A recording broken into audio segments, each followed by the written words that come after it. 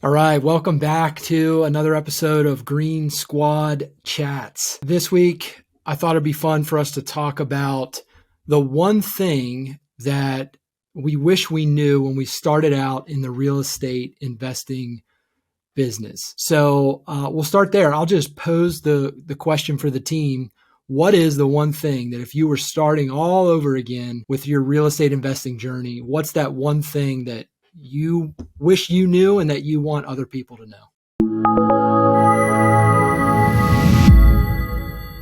Like when I was picking kind of my niche and I went from residential to multifamily back to residential, I think the one thing is just doing it, less saying, less learning, and more doing, because everything that gained traction for us to do what we've been able to do over the past 3 years was because we actually did it. We spent, I would probably spend less time learning than I did. I'm grateful that I did that. I got really savvy really quick, but doing it is where I've learned 90% of what I needed to. And it's the best way. I kind of agree with you when we were talking about it. My initial thought was, you become, in the beginning, you become so paralyzed that you're going to buy the wrong deal. Right. And so if we polled all five of us, we bought a bad deal. Right. And we came out just fine with it. But when you're at the beginning, you're just so paralyzed that, trying to find the right deal and not buy a bad deal, when we've all bought bad deals and we've all grown from it and we've all moved on from it. And now we're better investors because we bought that bad deal. And so that's the one thing that I kind of wish that I would have done, is not being so paralyzed and keep, I'm not going to do that when that doesn't smell right or doesn't feel right. They all would have continued me on my journey, whether it was a good deal or a bad deal. So my reflections are interesting because that phase for me only lasted 3 months. The analysis paralysis was only 3 months, and I knew early on that I am a doer. Like people ask me now, they're like, "Do you have a book I recommend?" I'm like, "Go to a meetup. Don't spend your time. You can read 80 books and still not do the thing. But if you go to a meetup, you'll start networking, and that's taking action." So I think mine is getting started earlier in the doing. The learning phase wasn't too long, like I mentioned, but the real thing for business is I wish early on I knew I was going to turn this into a business, so this like hybrid hobby thing. And with that, making the decision to scale with the right people sooner. That's a great point. A common theme that I'm seeing is that taking action is extremely important. But I can tell you that it's really a cycle. I've found that it's a cycle, right? So you got to take action, but there has to be some type of reflection, period. So there is a learning side, there's a reflection side, and I'm a natural reflector. So this advice is actually very timely for me. I like to reflect, learn, analyze, but eventually you have to put that into action, but it's a cycle. So you act, like Marty said, we made some, you buy the deal, you get in, you're going to make some mistakes, but then you take what you acted, you made a mistake, then you reflect on it, learn from it, tweak what you're doing. As you come back around now, you don't make the same mistakes, you make different mistakes, and then you keep learning that way. It's a cycle. So to me, it's not, there are doers, there are natural reflectors, but it's the balancing of both of those. I think in a learning cycle. Yeah, I think what's interesting about that is we have fear. Like the reason we don't take action is because we have fear of making a mistake, fear of buying a bad deal, fear of not having money, fear of letting people down. I mean, there's all this fear. That's the reason we're not taking action out of the gate, because we don't know. We have uncertainty. We don't feel like we have enough knowledge or enough experience. But the reality is that everybody on this podcast at some point didn't have enough experience, didn't have enough knowledge, but you got it through taking action. And here's the beauty of what I learned. When I first started, I just wanted to collect rentals, and I was going to save up a down payment, purchase it with 25% down, collect $200 or $300 a month in cash flow, and, get the depreciation benefits and so on and so forth. And once I did a couple of those, I realized that it wasn't that hard, and some of the fear subsided. And then I learned really two things. Was like, I have to get these deals at a deeper discount. So I need to find deals that are off market. And then I need to be able to raise money so that I can leverage other people's money who are looking for a return on their money, but want to be involved in real estate with you because they trust you. So I feel like that was the kind of mental shift that I had personally. Was I had all this fear, and then once I did one thing a certain way, I learned that it wasn't that. It's not. There's nothing to be fearful of. It's okay. Now I understand the process. I have more knowledge, just like you're talking about, Brandon. Then you're iterating, refining, and doing it better. So you're not only are you doing it faster, but you're doing it better. Yeah, the same sort of thing. That was probably the biggest shift that I had was, for a long time you start talking to people about real estate within your circle or whatever. And then, they all start talking about, well, what if it gets vacant? Well, what if they don't pay? Well, what if they tear up the place? You know what I mean? And so then you start thinking about it. And as I started to think about it, I was like, but every rich person I know has real estate. So there has to be a correlation between that.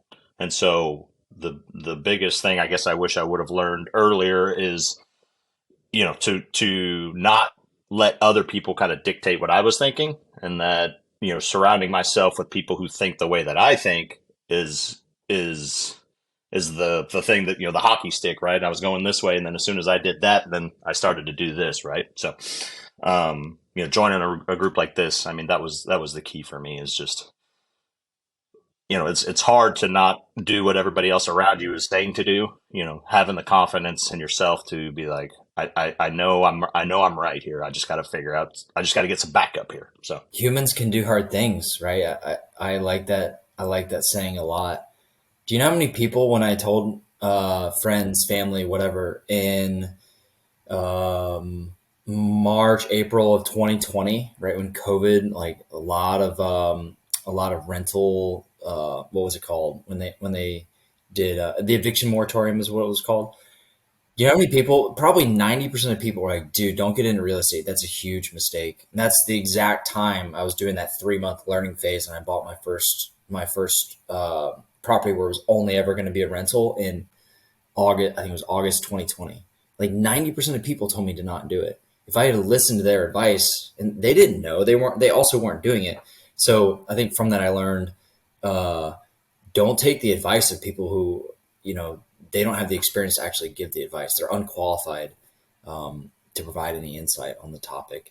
But with that, I mean, it did come with challenges. And I think something I didn't fully appreciate, especially on the growing a business side, was the constant fact that this is always going to feel 2 steps forward, 1 step back. I don't know if you guys agree with me, but that's I dealt with some stuff this past week. I'll deal with some stuff in another month, in another year. I think it'll always feel like that, especially if you have the growth to continue to do more and grow more. Yeah, isn't the proof just in this small sample size? I would consider myself a pretty average person. And this group, Green Squad Chats group here, in the last 3 years since we formed this small community and started, all pretty much doing real estate, have added over $10 million to net worth, would be my guess. Just added in 3 years. So I don't know, like there is no more proof than that. A bunch of normal guys who saw something and got passionate about it and started taking action on it. And you did it, James, in spite of everybody around you going, that's a terrible idea. It's COVID moratorium. The world's going to crap. Like everything's going to fail. How could you do that? Why did you do it? Why did you keep doing it? Everybody was saying not to do it, James. I'm curious. Why did you keep doing it? That's a really good question. Maybe because I'm crazy. So here's the way I viewed it. So I moved away. I think I've told this story on the podcast during earlier episodes, but I moved away from Virginia Beach, and I had a really like grossly uneducated bad experience.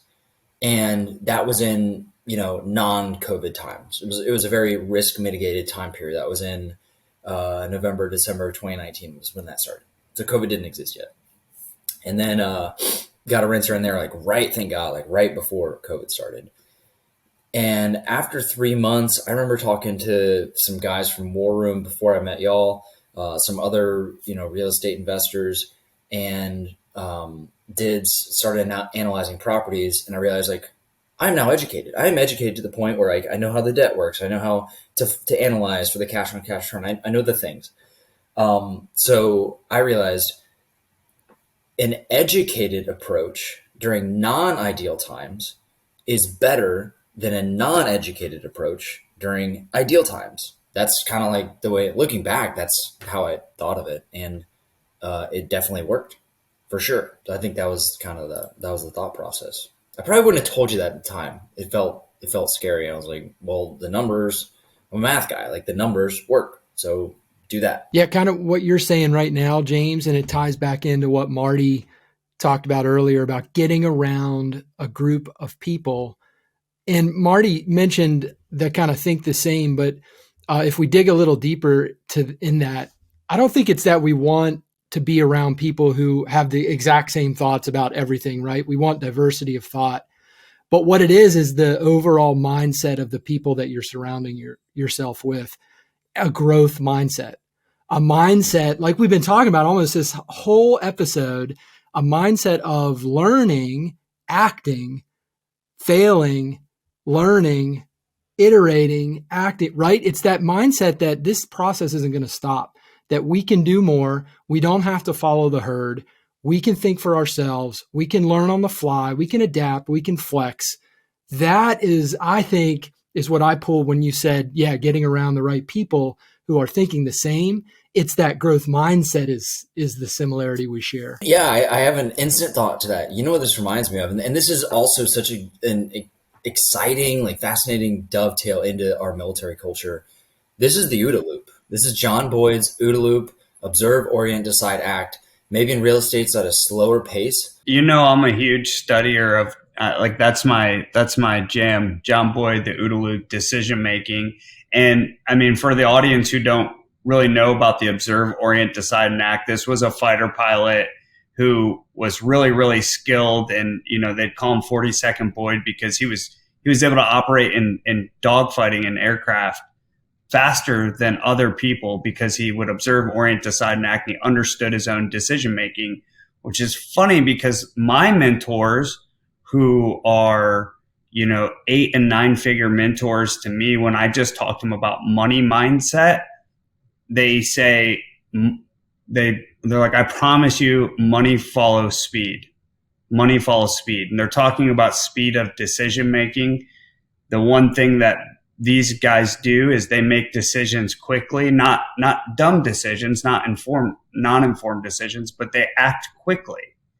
And that's what we're talking about today. Is like, James, you jumped in, you acted, you observed what was going on in the space, you got educated, you oriented on it, you made a decision, and you're like, this makes sense. This is logical.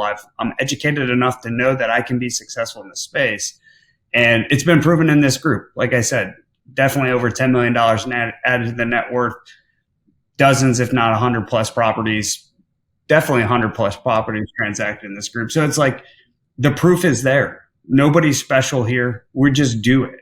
There is no secret sauce. We care. We're around people who have diversity of thought, different investment strategies. We're able to network with them, and then we act on it. We're a group of 7 average dudes who are doing extraordinary things, and that's just because we're together. The learning process, the OODA loop, the growth mindset, none of these things are directly tied to, hey, when I was starting out, I wish I would have known how to really calculate a higher rate of return or extract an extra percentage point off my return.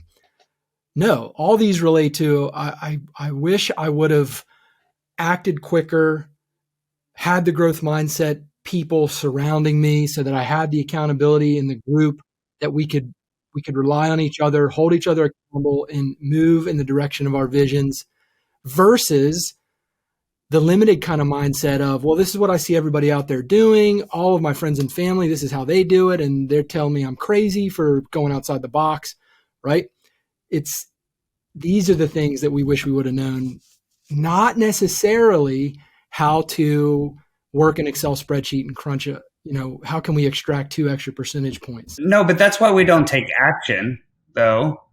Like if somebody were to join our team and see what we're doing and they were just starting out, they couldn't wrap their head around it because we learned that through action. But if you remember, you're like, how are they getting these big multifamily syndications? Like, what's the Excel spreadsheet? What are every step? How do I underwrite it? How do I put an LOI in? How do I, like, you look for something, you need some kind of certainty. So you do have to learn something, but can you imagine how overwhelmed somebody just starting out would be if they were in our weekly conversations we have? They would be mind blown. They do need something. They do need something, I guess, is my point. And the problem is they have an insatiable desire to have every single step laid out for them because they don't want to make a mistake. They have to accept that they will make mistakes and just get enough information and execute on it. It's easy for us to say, but I can remember when it was hard to do. I was like, I don't get it. How, like, what do they do exactly? I remember wanting to know, like, what do they do exactly? You can't have zero knowledge. And again, I'll link it back. This is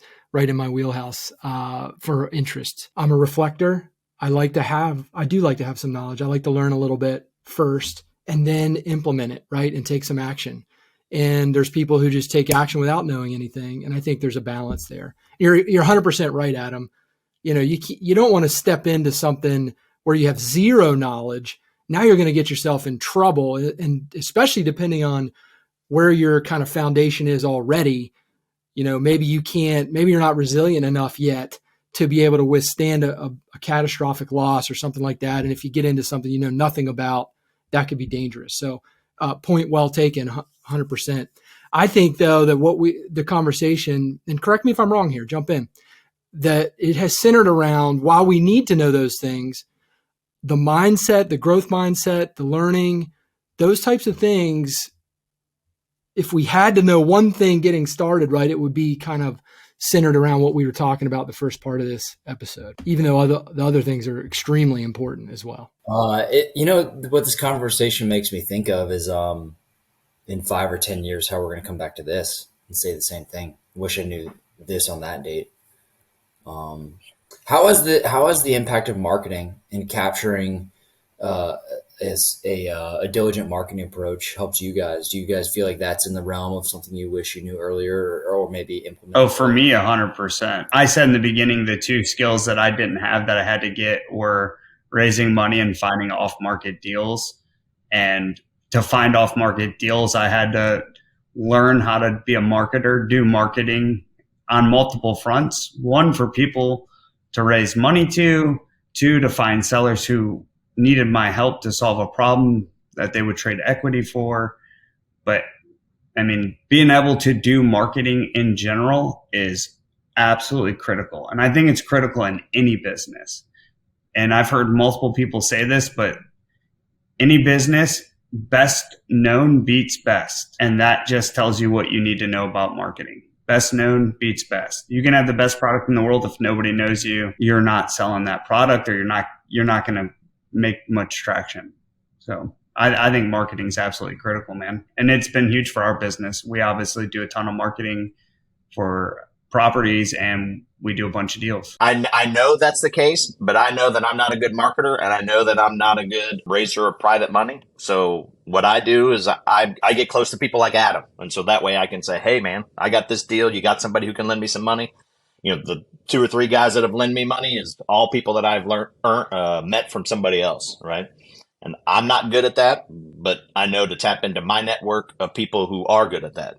And so, something that I wish I would have learned earlier is that I get way farther together than I do by myself. I think that networking is a cousin of marketing, right? You're marketing yourself. It may not be using the same medium that Adam's using, or it may not be hiring an ad firm to create content for you, but you are still absolutely marketing yourself, your skill set, your business through networking, through masterminding, and getting your name out there. And so I think there's a strong relationship, and I think you're, for that reason, you absolutely could say you're marketing. Yeah, that's a great way to put it, Tom. And I'd like to add, when it comes to networking, you don't have to be this charismatic, extroverted person who is just at every conference, meeting everybody. I think a lot of us in this group, for me being one of them, right? You can be introverted, but you form relationships based on mindset, based on interests, and by trying to help the other person, right, get better. How can you help them? And you can build networks out that way, slowly. I think it's important to just keep it. I guess the point is it's important to keep in mind that, you don't have to be out there every day of the week at a different conference, meeting new people. You do have to put yourself out there a little bit, but I think you can do it in a way that works for your personality and how you like to operate. 100%. And I think it probably goes in the category of things I wish I knew or things I wish I could exploit maybe earlier. It is the power of networking. Every single business or financial opportunity that has presented itself to me over the last decade has 100% been the result of networking. Somebody I knew that said, "Hey, you interested in an opportunity?" or meeting a realtor over a beer, or just sharing my interest with someone else and having that come back a day, a week, a month, or 3 years later. It has 100% been responsible for any success I've had. Tom, isn't your newest adventure just simply you talking to the old guy and having a conversation? Absolutely, yeah. I mean, I'm not ready to share details, but I've got a potential business acquisition that is absolutely the result of a 10-year relationship and a conversation at the 10-year point where somebody says, "Hey, I think this might be a good fit for you." So yes, Marty, it continues to pay dividends. I think what's interesting about that, I just try to put myself back into my own shoes before, and I'm like, I hear Tom go, he's doing a business acquisition. That sounds insane. How do I do that? Is that a good idea to do? Should I be doing that? How do I find this 10-year relationship? Well, the reality is you already have these relationships, but you probably haven't told people who you are and what you do and start talking about, hey, I'm doing real estate. I'm an entrepreneur. They may know you as your current identity. For me, it was being in the military, being a Marine. That was my only identity, basically. And it wasn't until I started telling people that I'm a real estate investor, and even before I'd done a whole lot, I started telling people I was a real estate investor. And then that's when, over time, those opportunities surfaced. Those 10-year relationships became different conversations. Those people who maybe had some money sitting on the sideline and wanted to invest in real estate with somebody else, they started to surface. So I do think it's just kind of important to provide that context, because we all have an identity. Many of us on this call, it has primarily been what we've done in the service, because it's been the majority of our adult lives. And we've also started to become real estate investors, business owners, and we just have a different identity. We have this secret identity that many of us are starting to come out and bring out to the surface as our careers wind down to the end. Not that everybody's career is winding to the end, but most of you are getting old. Not me, of course, or James. But we don't have our resident old guy Travis on the call today. No, Adam, that's a super important point. I'm glad you brought that out. You're right. In this case, the gentleman that I'm talking to knew me as a Navy pilot, and in one conversation, he said, "Well, what's your future look like?" And I said, "I don't know. I'm thinking about buying a business or starting a business," which that's exactly what you're talking about, and that just changed the whole course of our conversation. You talk about identities, right? I think that a lot of people love it when they find out that you have this. Like you said, most of our adult lives have been spent in the service. How much have we learned in that aspect of our lives that we can bring to bear on any business, investing, any other relationship that we're in to add value immediately? It's not all about, oh, I have 20 years of pure real estate investing or pure entrepreneurship. No, look at all the teamwork, operating on core values, a shared mission, common purpose. I mean, all of these things that you learn when you're in the military, they apply in life, and being able to bring that out into those other ventures is extremely valuable, I think. Has anyone else had any experience with that? I think it continues to be an experience for me.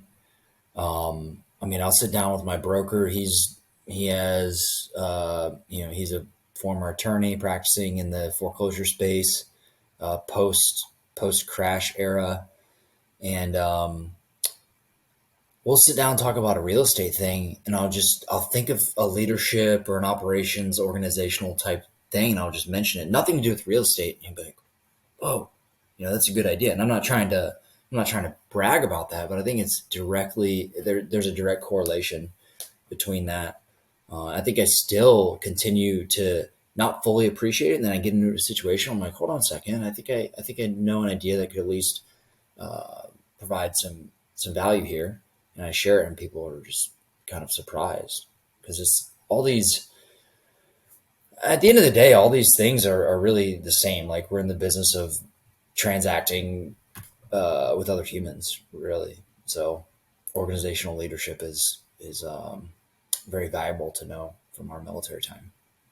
I think I think James is spot on, and I think the problem solving skills, the learning how to talk to people from different backgrounds with different experiences, and the bias for action are generally some of the most important things that I take from my military experience and apply to other life experiences. Yeah, for me, it's resiliency, right? I mean, when you're overseas and you're sweating your no-nos off, fighting the good fight, that's some hard stuff. And then you come back, and then you're able to kind of put that resiliency that you learned and used over there, and now you're able to apply it in your everyday life of real estate investing or whatever. Because when the times get hard, you can use that mental Rolodex that you'll get through it. I know we're running short on time, guys. But one more tie-in, right, is this podcast. We talked about learning versus acting versus doing, right? There's the reflectors in the group that were like, oh, yeah, it's a great idea. And then we're trying to hammer out all this stuff. And then the doers in the group were like, hey, we just need to get it on the calendar and just hit the record button. And it was I think that blending, which we probably got started earlier than some of the reflectors wanted to, and then probably later for some of the doers. But again, we're around each other, growth mindset. It's a learning cycle, and you have to take action. That's part of the cycle. And this is just another example of that. Does anyone else have any last words before we sign off for the week? All right. Another awesome Green Squad chat. I love you guys. It's been one of the most, rewarding things in my life to join this group. And I look forward to getting back with you next time.